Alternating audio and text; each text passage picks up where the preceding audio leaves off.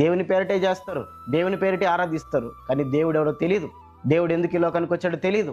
దేవుడు ఆ సిలువలో ఏం చేశాడో తెలియదు. అటువంటి తరాన్ని ఈరోజు అపవాది సృష్టించడానికి ప్రయత్నం చేస్తున్నాడు. దేవుని ఎరగని తరాన్ని సృష్టించడానికి అపవాది పన్నాగం పన్నాడు. ఆ కుయుక్తిని మీరు ఎరిగి అటువంటి వాటన్నిటి నుంచి బయటకు వస్తే మంచిది.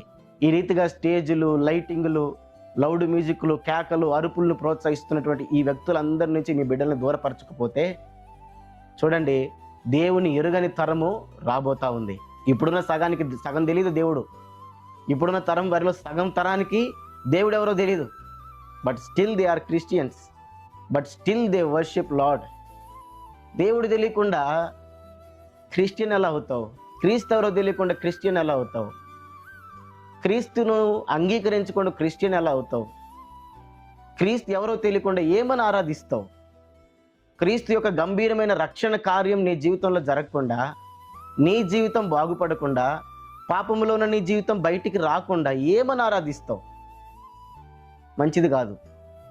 ఆలోచన చేయాలి. ఇటువంటి వాటిని దూరం పెట్టాలి. క్రైస్తవ్యాన్ని కాపాడుకోవాలి. రాబోయే తరాన్ని కాపాడుకోవాలి అపవాది నుంచి. లేదు అంటే చాలా నష్టాన్ని మనం చూడాలి. చిన్నప్పుడు ఇటువంటి కార్యక్రమాలు చెప్పాను కదా, లోకంలో జరిగేటివి. డాన్స్ ప్రోగ్రాల దగ్గర, రికార్డింగ్ డాన్సుల దగ్గర, పబ్బుల్లో, క్లబ్బుల్లో, అటువంటి ప్రోగ్రాముల దగ్గరికి వెళ్ళి పెద్ద పెద్దగా అరిచే వాళ్ళని చూసి మా పెద్దవాళ్ళు ఏమనేవాళ్ళు తెలుసా?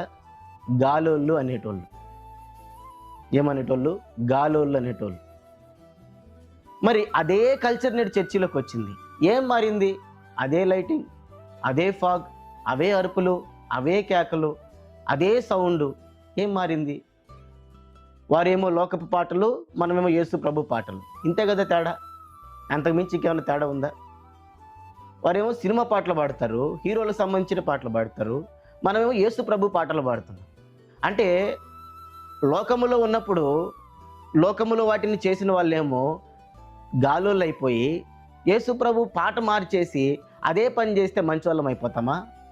అదే పని చేస్తే మంచోళ్ళం అయిపోతామా? అవే అలవాట్లలో ఉండి యేసు ప్రభువును గణపరిస్తే మంచోళ్ళం అయిపోతామా? యేసు ప్రభుని పేరు తగిలిస్తే అన్నీ మంచి అయిపోతాయా? ఎలా అవుతాయి? ఒకప్పుడు ఉన్నాయా ఇవి? ఇప్పుడు ఎందుకు వస్తున్నాయి కొత్తగా? దేని కొరకు వస్తున్నాయి? రాకూడదు. మనకు నచ్చినట్టుగా దేవుణ్ణి మనము సేవించకూడదు. జాగ్రత్తగా గమనించండి, జాగ్రత్తగా వివేచించండి.